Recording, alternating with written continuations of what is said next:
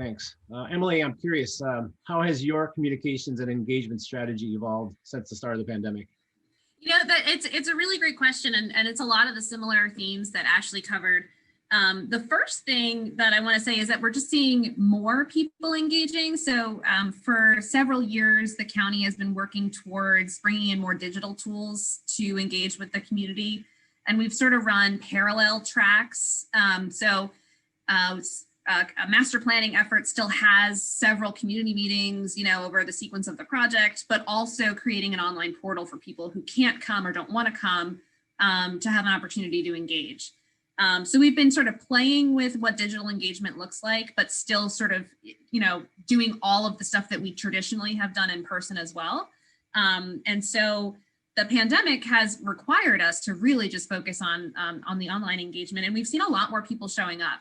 And I think that's because when you're trying to run a hybrid system, you're not going to do both great. Not the needs of every user is not going to be able to be met because there's only so much capacity in the day. Being able to really focus on just what our digital footprint looks like has really been very successful because a lot more people are actually showing up because they feel like they're getting a high quality experience.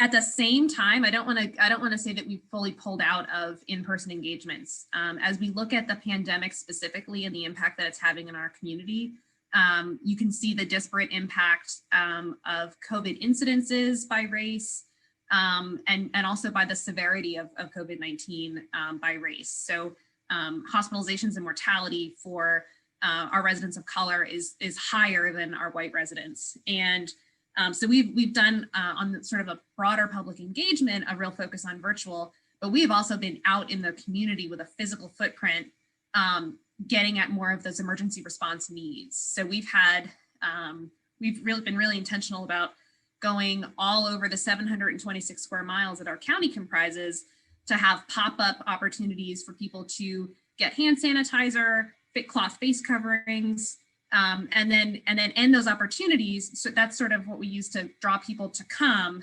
And then at those events, also handing out information from the CDC about the best practices for preventing the spread of COVID-19.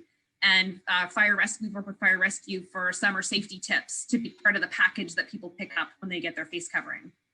The third thing I wanted to mention was at the start of the pandemic, our communications traditionally, I think, probably followed a lot of what local governments do, very bureaucratic, neutral, this is the information that we want you to know right now, tone to them.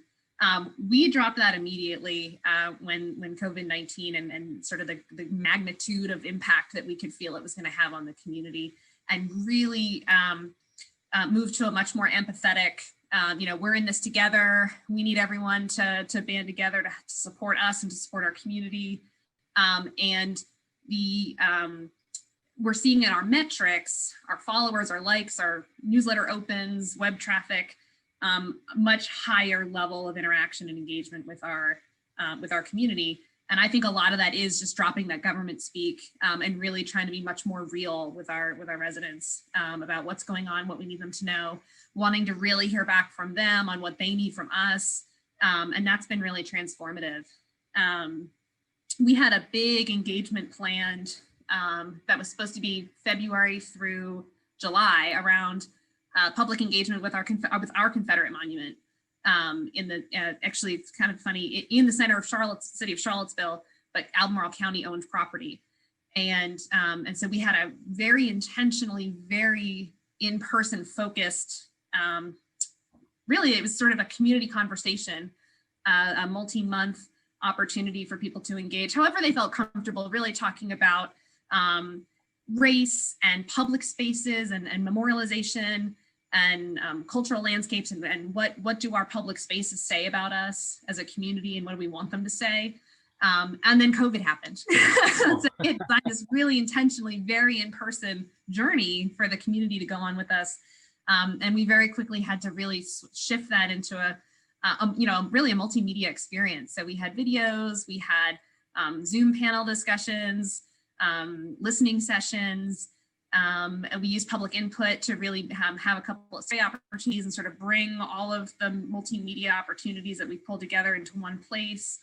And it really became a very powerful experience. And I think in a way it really benefited from us having the forcing function of having us to have to really rethink how can you have a really thoughtful, really community driven process in a virtual world that we're all still trying to figure out what it really means. Yeah.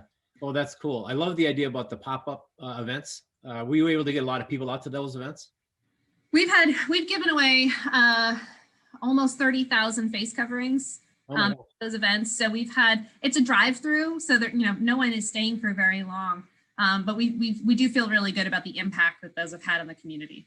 The other interesting thing that I'm picking up from your comments is the fact that local government bureaucracy can be a barrier for people being comfortable with engagement. So dropping the government speak, I think, is a really relevant thing. Just the way people interact, you need to have that kind of personal connection, even with the community, to be more comfortable for engagement. And so I think that's a really cool observation.